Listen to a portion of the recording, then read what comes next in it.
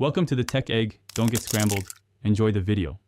You start by confirming dimensions that determine compression: bore, stroke, and combustion chamber volume. Measure bore and stroke with calipers or reference the spec. Why this matters is that displacement per cylinder is bore area times stroke.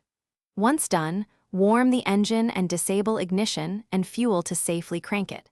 Use a compression tester to read peak pressure. Keep notes. Make sure to measure piston crown volume or use manufacturer chamber volume. This first data set begins the compression. Now you compute numbers. Calculate swept volume per cylinder by pi times radius squared times stroke. Convert to cubic centimeters if needed. Next, add the clearance volume, that is combustion chamber plus piston crown and head gasket volumes, because compression ratio compares total volume to clearance.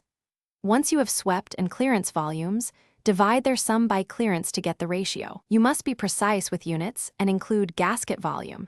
Small errors change the final ratio significantly. Finish by converting the division into a readable ratio.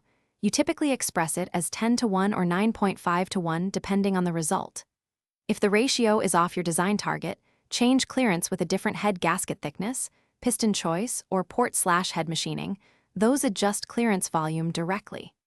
If results seem inconsistent, remeasure volumes, clear any trapped oil or coolant from the chamber, and verify measurement tools. This single troubleshooting step usually resolves anomalous readings. Thanks for watching. Consider subscribing if I helped unscramble your problems.